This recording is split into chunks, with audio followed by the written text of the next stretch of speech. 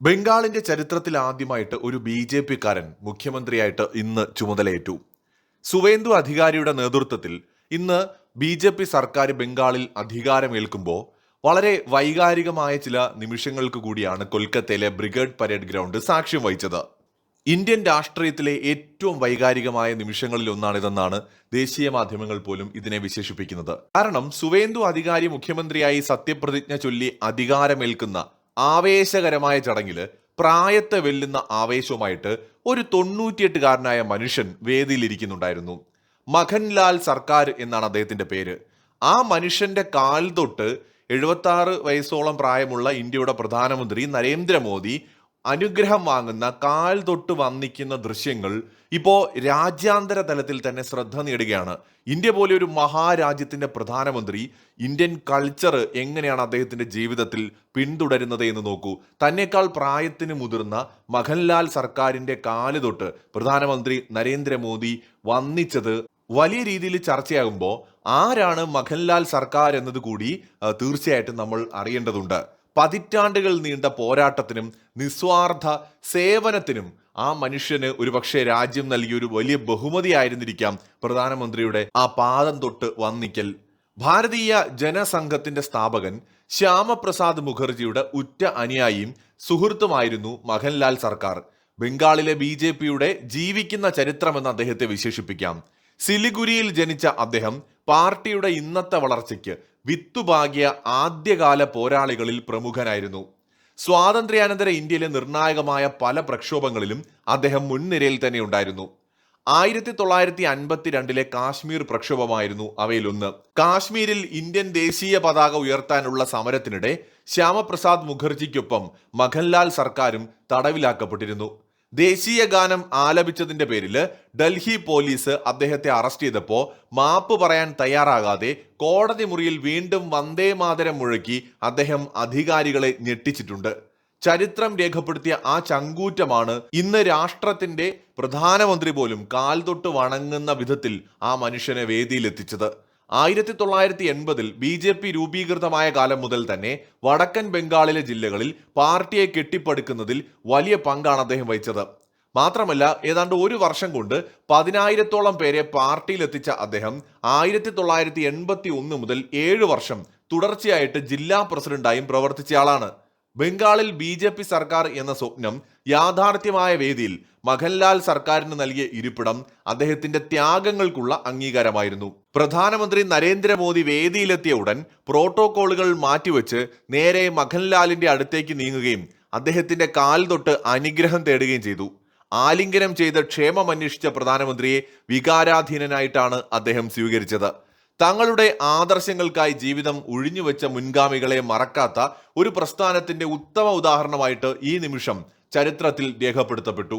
ഒരു ജനതയുടെ പോരാട്ട വീര്യത്തിന് മുന്നിൽ രാജ്യത്തിന്റെ പ്രധാനമന്ത്രി നടത്തിയ ആ വിനയാന്വിതമായ കുമ്പിടൽ ബംഗാളിന്റെ രാഷ്ട്രീയ ഭൂപടത്തിൽ ഒരു പുതിയ അധ്യായമായി മാറിയിരിക്കുകയാണ്. വളരെ ആവേശത്തോടെയാണ് ഇന്ന് സുവേന്ദു അധികാരി ബംഗാളിൽ മുഖ്യമന്ത്രിയായി സത്യപ്രതിജ്ഞ ചെയ്തത്. രാജ്യത്തെ പ്രധാനപ്പെട്ട നേതാക്കളൊക്കെ അവിടെ എത്തിയിരുന്നു. വിശേഷിച്ച് ബി.ജെ.പി നേതാക്കളെല്ലാം നരേന്ദ്രമോദി, അമിത്ഷാ, രാജ്നാഥ് സിംഗ്, നിതിൻ ഗഡ്കരി, ജെ.പി നദ്ദ, ധർമ്മേന്ദ്ര പ്രധാൻ, യോഗി ആദിത്യനാഥ്, എൻ ചന്ദ്രബാബു നായിഡു, ഹിമന്ത ബിശ്വ ശർമ്മ, ഭൂപേന്ദ്ര പട്ടേൽ, പുഷ്കർ സിംഗ് ധാമി, മാണിക് സാഹ, രേഖ ഗുപ്ത, ജയന്ത് ചൗധരി, രാംമോഹൻ നായിഡു, അങ്ങനെ നിരവധി പേര് ഇന്ന് അവിടെ സന്നിഹിതരായിരുന്നു. എന്ന് വെച്ചാൽ ബി.ജെ.പിയെ സംബന്ധിച്ചിടത്തോളം ഉത്തർപ്രദേശ് പിടിച്ചതിന് ശേഷം രാജ്യത്ത് ബി.ജെ.പി കൈവരിക്കുന്ന ഏറ്റവും വലിയ നേട്ടങ്ങളിലൊന്നാണ് ഇപ്പോൾ വെസ്റ്റ് ബംഗാളിൽ അധികാരം പിടിച്ചെടുത്തത്. കാരണം ഉത്തർപ്രദേശ് ഏറ്റവും അധികം ലോകസഭാ അംഗങ്ങളുള്ള ഒരു സംസ്ഥാനമാണ്. അതുപോലെ തന്നെ 40-ലധികം ലോകസഭാ അംഗങ്ങളുള്ള വെസ്റ്റ് ബംഗാൾ ബി.ജെ.പിയെ സംബന്ധിച്ചിടത്തോളം വളരെ വളരെ പ്രധാനപ്പെട്ട ഒരു സംസ്ഥാനമായിരുന്നു.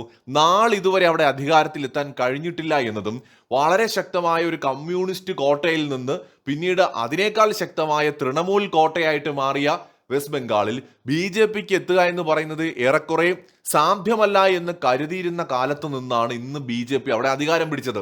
ഒരു കാലത്ത് ഒരു MLA പോലും ബി.ജെ.പിക്ക് അവിടെ ഉണ്ടായിരുന്നില്ല.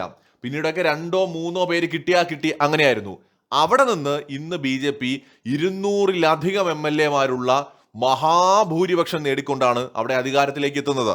അതൊരു ചെറിയ വിജയമല്ല. സിറ്റിംഗ് മുഖ്യമന്ത്രിയായിട്ടുള്ള മമതാ ബാനർജിയെ പോലും പരാജയപ്പെടുത്തിക്കൊണ്ടാണ് സുവേന്ദു അധികാരി അവിടെ അധികാരത്തിലേക്ക് എത്തിയിരിക്കുന്നത്. 15,000-ൽ പരം വോട്ടുകൾക്കാണ് മമതയെ പരാജയപ്പെടുത്തിയത്. സ്വാതന്ത്ര്യാനന്തര ഭാരതത്തിൽ ആദ്യമായിട്ടാണ് ബംഗാളിൽ ഒരു BJP സർക്കാർ അധികാരത്തിൽ വരുന്നത്. BJPയുടെ ആശയപരമായ അടിത്തറവാകിയ ശ്യാമപ്രസാദ് മുഖർജിയുടെ ജന്മനാട്ടിൽ തന്നെ പാർട്ടി അധികാരത്തിലെത്തിയെന്നത് വലിയൊരു രാഷ്ട്രീയ നേട്ടമായിട്ടാണ് BJP കണക്കാക്കുന്നത്. അതായത് ഒരു സുവർണ ബംഗാൾ എന്ന സ്വപ്നം യാഥാർത്ഥ്യമാക്കും എന്ന ഒരു വാഗ്ദാനത്തോടെയാണ് BJP ഇവിടെ അധികാരത്തിലെത്തുന്നത്. മൗര്യ സാമ്രാജ്യത്തിന്റെ കാലഘട്ടത്തിൽ, അതായത് BC 322 185 കാലഘട്ടം, അതായത് കൃത്യമായും പറഞ്ഞാൽ ഒരു 2200 വർഷം മുമ്പത്തെ കാലഘട്ടത്തിൽ വലിയൊരു അന്താരാഷ്ട്ര പ്രാധാന്യമുള്ള ഒരു നാടായിട്ട് ബംഗാൾ മാറുകയാണ്. മൗര്യന്മാരുടെ ഭരണത്തിന് കീഴിൽ ബംഗാൾ ആദ്യമായിട്ട് ഒരു വലിയ അഖിലേന്ത്യാ സാമ്രാജ്യമായിട്ട് മാറുകയാണ്. ചന്ദ്രഗുപ്ത മൗര്യന്റെ കാലത്ത് തന്നെ ബംഗാളിന്റെ ഭൂരിഭാഗം പ്രദേശങ്ങളും മൗര്യ സാമ്രാജ്യത്തിന്റെ കീഴിലായിരുന്നു. പിന്നീട് അശോക ചക്രവർത്തിയുടെ കാലത്ത് ബംഗാൾ മൗര്യ ഭരണകൂടത്തിന്റെ ഏറ്റവും പ്രധാനപ്പെട്ട പ്രവിശ്യകളിൽ ഒന്നായിട്ട് മാറി. ഇന്നത്തെ ബംഗ്ലാദേശ് ഉൾപ്പെടുന്ന പ്രദേശങ്ങളെല്ലാം അദ്ദേഹത്തിന്റെ കാലത്ത് വിശാലമായ ഭാരതത്തിന്റെ ഭാഗമായിരുന്നു. എന്ന് മാത്രമല്ല, ബ്രഹ്മി ലിപിയിലുള്ള ശിലാശാസനങ്ങൾ ഇന്നത്തെ ബംഗ്ലാദേശിൽ നിന്ന് കണ്ടെത്തിയിട്ടുണ്ട്. ബംഗാളിൽ മൗര്യ ഭരണം ശക്തമായിരുന്നു എന്നതിന്റെ തെളിവായിരുന്നു അത്. മൗര്യ കാലഘട്ടത്തിൽ ബംഗാളിലെ ഏറ്റവും വലിയൊരു പ്രത്യേകത എന്ന് പറയുന്നത് ത്രാമലിപ്തി എന്ന് പറയുന്ന തുറമുഖമായിരുന്നു. ഗംഗാ നദിയുടെ തീരത്തുള്ള ഈ തുറമുഖം വഴി ശ്രീലങ്ക, തെക്ക് കിഴക്കൻ ഏഷ്യൻ രാജ്യങ്ങൾ എന്നിവിടങ്ങളിലേക്ക് വൻതോതിൽ വ്യാപാരം നടന്നിരുന്നു. അശോക ചക്രവർത്തി തന്റെ മക്കളായ മഹേന്ദ്രനെയും സംഘമിത്രയെയും ബുദ്ധമത സന്ദേശവുമായിട്ട് ശ്രീലങ്കയിൽ അയച്ചതും ഈ തുറമുഖത്തിൽ നിന്നാണെന്നാണ് ചരിത്രം പറയുന്നത്. വളരെയധികം സാമ്പത്തികമായിട്ടും സാംസ്കാരികമായിട്ടും ഉയർന്നു നിന്നിരുന്ന ഒരു നാടായിരുന്നു ഇത്. അശോകന്റെ ഭരണകാലത്ത് ബംഗാളിൽ ബുദ്ധമതം വലിയ പ്രചാരം നേടുകയുണ്ടായി. നിരവധി സ്തൂപങ്ങളും വിഹാരങ്ങളും ഒക്കെ അവിടെ നിർമ്മിക്കപ്പെട്ടു. മൗര്യന്മാരുടെ കാലത്ത് ബംഗാളിൽ ആസൂത്രണം ചെയ്ത നഗരങ്ങളും കോട്ടകളും ഒക്കെ വ്യാപകമായി ഉയർന്നു വന്നു. ചന്ദ്രകേതു ഗഡ് പോലെയുള്ള സ്ഥലങ്ങളിൽ നടന്ന ഖനനങ്ങളിൽ അക്കാലത്തെ സമ്പന്നമായ നഗര ജീവിതത്തിലേക്ക് വെളിച്ചം വീശുന്ന ധാരാളം തെളിവുകൾ കണ്ടെത്തിയിട്ടുണ്ട്. ഗ്രീക്ക് ചരിത്രകാരന്മാർ രേഖപ്പെടുത്തിയതനുസരിച്ച് അലക്സാണ്ടർ ചക്രവർത്തിയുടെ കാലത്ത് ബംഗാൾ മേഖലയിൽ ഗംഗാറി ഢായ് എന്ന് പറയുന്ന ഒരു വലിയ സാമ്രാജ്യം, ഒരു ശക്തി നിലനിന്നിരുന്നു. അവരുടെ വമ്പിച്ച ആനപ്പടയെ പേടിച്ചാണ് അലക്സാണ്ടറുടെ സൈന്യം ഗംഗാനദി കടക്കാതെ മടങ്ങിയത് എന്ന് പറയപ്പെടുന്നുണ്ട്. പിന്നീടാണ് മൗര്യന്മാരും ഗുപ്തന്മാരും ഈ പ്രദേശം ഭരിക്കുന്നത്. AD 750 മുതൽ 1161 വരെയുള്ള കാലഘട്ടത്തിൽ പാലാ രാജവംശമാണ് ഇവിടം ഭരിച്ചത്. ബംഗാളിലെ ആദ്യത്തെ സ്വതന്ത്ര ബുദ്ധമത രാജവംശമായിരുന്നു ഇത്. ഈ കാലഘട്ടത്തിലാണ് ബംഗാളി ഭാഷയും കലയും രൂപപ്പെട്ടു തുടങ്ങിയത്. നളന്ദ, വിക്രമശില തുടങ്ങിയ വിഖ്യാത സർവകലാശാലകൾ ഇവരുടെ സംരക്ഷണയിലാണ് അഭിവൃദ്ധിപ്പെട്ടത്. ഇതിനുശേഷം വന്ന സേനാ രാജവംശം ബുദ്ധമതത്തോടൊപ്പം ഹിന്ദുമതത്തിനും മുൻഗണന നൽകിയ ഒരു രാജവംശമായിരുന്നു. ബംഗാളിന്റെ സാംസ്കാരിക ഭൂപടത്തിൽ വലിയ മാറ്റങ്ങളാണ് 1230-കൾ വരെ ഇവർ കൊണ്ടുവന്നത്. ബംഗാളിന്റെ കഷ്ടകാലം തുടങ്ങിയത് ശരിക്കും ഖിൽജിയുടെ ആക്രമണത്തോട് കൂടിയിട്ടാണ്. 1204 ഭക്തിയാർ ഖിൽജി ബംഗാൾ പിടിച്ചടക്കിയതോടെയാണ് ബംഗാളിന്റെ തനതായ സംസ്കാരത്തിന് മേൽ അധിനിവേശ ശക്തികളുടെ കടന്നുവരവ് സാധ്യമാവുന്നത്.